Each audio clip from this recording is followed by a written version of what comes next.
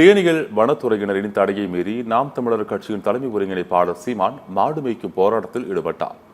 வனத்துறை சட்டம் 2006 படி சமூக உரிமைகள் கால்நடை மேய்ச்சலுக்கு பொருந்தாது என நீதிமன்றம் தீர்ப்பளித்த நிலையில் தொடர்ச்சியாக வனப்பகுதிகளில் நாட்டு மாடுகள் மேய்ச்சலுக்கு வனத்துறையினர் அனுமதி மறுத்து வருகின்றனர்.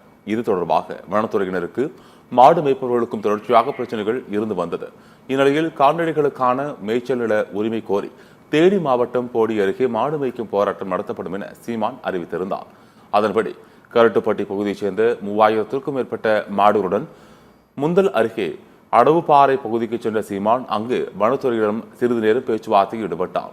வனத்துறையினர் மாடுகளை மேய்ச்சலுக்கு அனுமதிக்க முடியாது என தெரிவித்த நிலையில் அடகுப்பாறை வனப்பகுதிக்கு செல்லும் பகுதியில் வைக்கப்பட்ட பேரிகார்டுகளை தூக்கி எறிந்து தடையை மீறி சீமான் வனப்பகுதிக்கு சென்று நாட்டு மாடுகளை மேய்ச்சலுக்கு அனுப்பினார். இதனிடையே நாம் தமிழர் கட்சியினர் நாட்டு மாடு மேய்க்கும் நபர்கள் மற்றும் வனத்துறை இடையே சிறிது நேரம் தள்ளுமுள்ளு ஏற்பட்டது. அதிகாரத்தின் பக்கம் நின்று பேசுறதுனால நீங்க என்ன சொல்லணும்? நீங்க எப்ப திடீர்னு புலிகள் மேல கரைஞ்சு புலிகள் காப்ப